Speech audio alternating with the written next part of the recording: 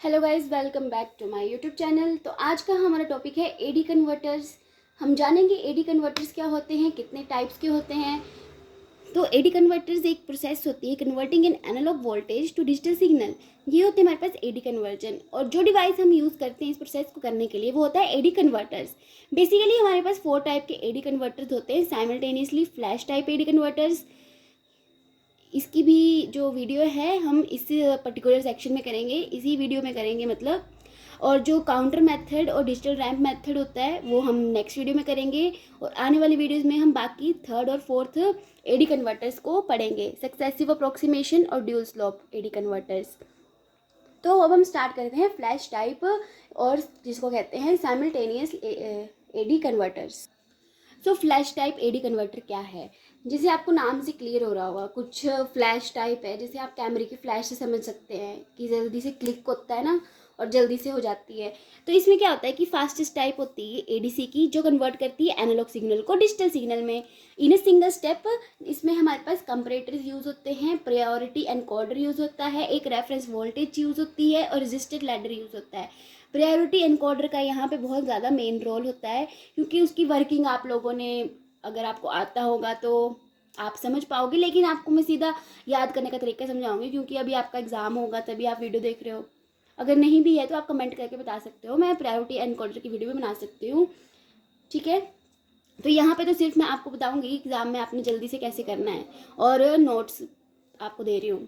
इसको जो है हम पैरेलल एडीसी भी बोलते हैं, क्योंकि इसमें मल्टीपल कंपरेटर्स भी यूज़ होते हैं पैरेलल में। आपको डायग्राम दिखा देती हूँ। हमारे जो है ये register R R R 4 register use हो रहे हैं और 3 कंपरेटर यूज़ हो रहे हैं। इसका भी एक जो फॉर्मूला होता है, ठीक है। ये जो मैंने ड्रॉ किया हुआ है ये है 2 बिट फ्लैश टाइप एडीसी, ठीक है।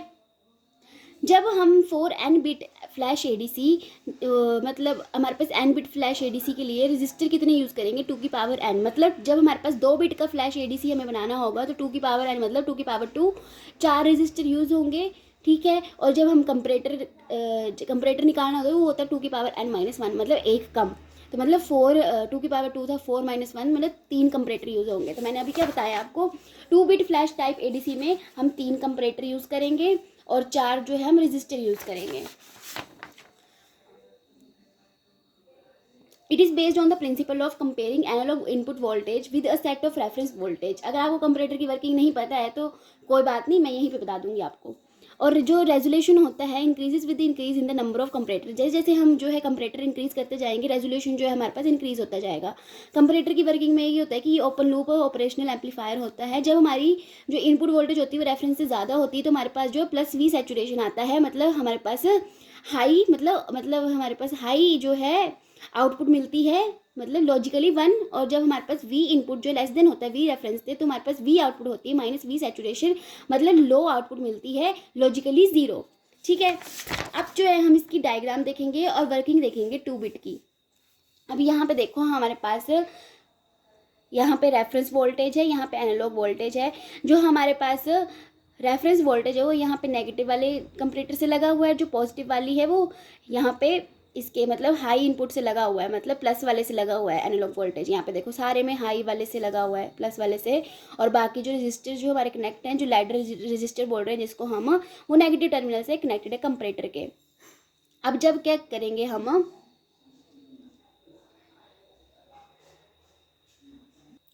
अब देखो जो ओपैम होता है ना उसके अंदर जो है ना करंट नहीं जाता है, सेम ही रहती है करंट की वैल्यू सब में। तो सब में करंट की वैल्यू सेम होगी। तो जो वोल्टेज, मतलब यहाँ पे जो हम वोल्टेज डिवाइडर रूल का यूज़ करेंगे। अब यहाँ पे देखो कि कितने रजिस्टर है हमारे पास, 1 2 3 4, ठीक है। तो हमने यहाँ पे लगाया 4 इंटू R/4, ठीक है।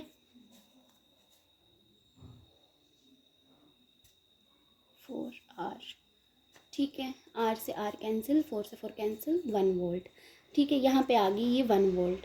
अब इसके लिए निकाल लेंगे हम, ठीक है। तो यहाँ पे देखो आप, अब यहाँ पे देखो, जब हमने इसका निकाला ना 1 वोल्ट, यहाँ पे एक रजिस्टर था। अब यहाँ पे देखो, इस पॉइंट पे देखो 2 रजिस्टर है ना, तो हम लिख देंगे 2R/4R। Are sir cancel, 4 cancel, तो 2 वोल्ट यहाँ पे आ गई, 2 वोल्ट हमारे पास। अब यहाँ पे देखो, यहाँ पे 3 रजिस्टर हैं, तो हम करेंगे 4 × 3R/4, 4R, तो आर सर कैंसिल, यहाँ पे 3 वोल्ट, यहाँ पे तब लिखा मैंने यहाँ पे 3 वोल्ट। ठीक है, अब और क्या यहाँ पे है, यहाँ पे जो है ये प्रायोरिटी एनकोडर है। यहाँ पे ये प्रायोरिटी कंपरेटर से जो आउटपुट जाएगी वो प्रायोरिटी एनकोडर पे जाएगी। फिर प्रायोरिटी एनकोडर से हमारे पास 2 आउटपुट्स मिलती हैं। ये प्रायोरिटी एनकोडर की ही बात होती है कि जब हम यहाँ पे 3 या 4 मतलब 4 आउटपुट दे रहे हैं तो हमारे पास 2 आउटपुट निकलती है, डिजिटल आउटपुट निकलती है।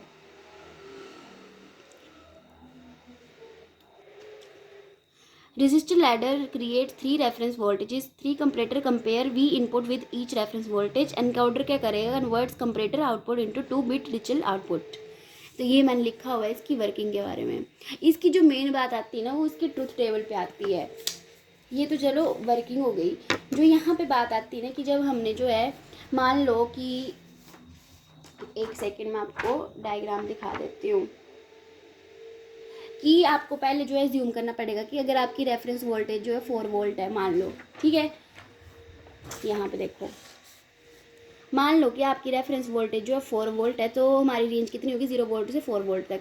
तो नंबर ऑफ लेवल्स कितने होंगे, 4, मतलब स्टेप साइज कितना है हमारे पास, 1 वोल्ट का। तो रेफरेंस वोल्टेज क्या होंगी कंपरेटर की, 1 वोल्ट, 2 वोल्ट, 3 वोल्ट, ये हमने निकाल ली। अब हमें पता है कि वी रेफरेंस अगर जो है ज़्यादा होगा वी इनपुट से, तो हमारे पास V - V सेचुरेशन आएगी। ये मैंने कंपरेटर का बताया हुआ था।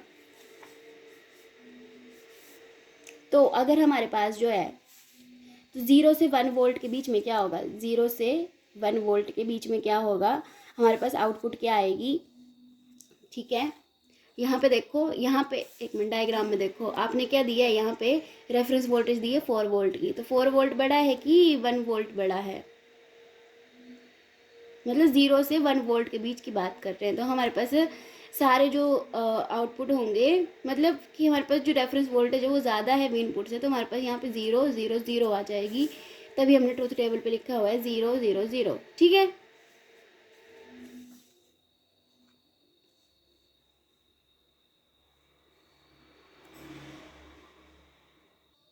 अब जैसे 1 वोल्ट से 2 वोल्ट के बीच में क्या होगा, हमारे पास 1 0 0 होगा, और यहाँ पे 1 1 0 और 1 1 1 होगा। तो हमारे पास 2 बिट की जो आउटपुट आएगी प्रायोरिटी एनकोडर से, वो 0 0 0 1 1 0 1 1 आएगा। तो इसको याद करने का तरीका बताती हूँ डायरेक्ट मैं, समझ तो आ ही जाएगा, ट्रूथ टेबल ही तो है। तो यहाँ पे 0 1 1 1 और यहाँ पे 0 0 0 1 और यहाँ पे 0 0 1 1 और यहाँ पे क्या है 0 0 1 1 0 1 0 1 0 1। तो ये इसको मैंने याद करने का तरीका आपको बता दिया। ठीक है, अब हम करेंगे 3 बिट फ्लैश टाइप क्या होता है। इसमें जो होता है हमारे पास रजिस्टर 8 यूज़ होते हैं और कंपरेटर 7 यूज़ होते हैं, वही हमने फॉर्मूले से निकाले। और जो है कंपरेटर की हमने वर्किंग लिख दी। और प्रायोरिटी एनकोडर क्या करता है, थर्मामीटर कोड आता है हमारे पास, उसको बाइनरी नंबर में जो है कन्वर्ट कर देता है। जैसे हमारे पास कोई बाइनरी डिजिट आया 1 1 1 0 0 0, इसको डिजिटल आउटपुट जो है इसका 1 0 0 आएगा। ठीक है, ये जो होता है ना, ये याद ही करना पड़ता है आपको। प्रायोरिटी एनकोडर का ट्रूथ टेबल आना चाहिए, तो उसको याद करने की बजाय डायरेक्ट आप यहाँ पे जो ट्रूथ टेबल दिया है उसी को याद कर लो। वैसे ही जैसे ही जहाँ पे 2 बिट फ्लैश के डायग्राम बनाया था, वैसे ही यहाँ पे भी प्रायोरिटी एनकोडर और मतलब 3 टाइप का भी हम जो है डायग्राम बनाएंगे। इसको आप देख लो, स्क्रीनशॉट लेना है स्क्रीनशॉट ले लो। ठीक है, अब इसका जो है हम ट्रूथ टेबल देखते हैं। तो हमने ज्यूम कर लिया कि हमारी जो रेफरेंस वोल्टेज है 8 वोल्ट की और स्टेप साइज हमारे पास 1 वोल्ट का है। अब रेफरेंस वोल्टेजेस हमने लिख दी सारे की। ठीक है, अब 0 से 1 के लिए बीच में बात करेंगे, और मतलब अप टू 7 to 8 हम जो है बात करेंगे। ठीक है, तो ये ट्रूथ टेबल मैंने याद करने के लिए आपको ऐसे लिख दिया है कि जैसे देखो यहाँ पे 0 0 मैंने ग्रीन से लिखे हैं ना, तो ये देखो यहाँ पे ऐसे रेक्टेंगल जैसा बनाया हुआ है। तो ये याद करने का तरीका बता रही हूँ, मैंने समझा रही कैसे आया कहाँ से आया। ठीक है, क्योंकि ट्रूथ टेबल तो आपको याद ही करना पड़ेगा। तो ये ट्राइंगल जैसे बनाया हुआ है। ठीक है, और यहाँ पे 1 और यहाँ पे भी 1। ठीक है, याद रखना 0 और 1 यहाँ पे आएगा और 0 और 1 यहाँ पे आएगा। ठीक है, और यहाँ पे क्या आएगा, 4 बार 0 4 बार 1, 2 बार 0 2 बार 1 और यहाँ पे 0 1 0 1 0 1। ये 3 बिट का ट्रूथ टेबल आपको याद करना पड़ेगा। फ्लैश टाइप में कुछ भी नहीं है, आपको जो है प्रायोरिटी एनकोडर के बारे में पता होना चाहिए, तभी आपको समझ आएगा कि आपको करना क्या है। क्योंकि यहाँ पे तो कुछ भी नहीं, रजिस्टर और कंपरेटर ही लग रहे हैं। उसके बाद जो प्रायोरिटी एनकोडर की बात कर रहे हैं तो उसका जो ट्रुथ टेबल आता है वो ऐसा आता है 3 बिट के लिए।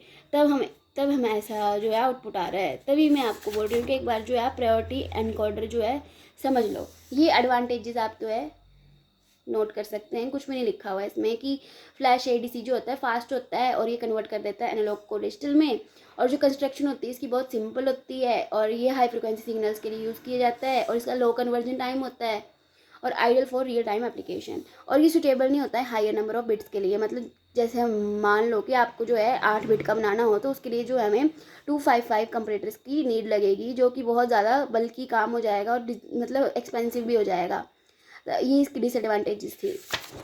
तो ये फ्लैश टाइप था, ये ज़्यादा इतना इंपॉर्टेंट नहीं है। ज़्यादा इंपॉर्टेंट आपका जो है सक्सेसिव टाइप और काउंटर टाइप और ड्यूल स्लोप मेथड है। तभी इसको मैंने ज़्यादा अच्छे से नहीं करवाया, इस पर आपको टाइम वेस्ट करने की ज़रूरत नहीं है। सीधा ट्रुथ टेबल याद कर लो और कंपरेटर ये जो है ये याद करके चले जाओ।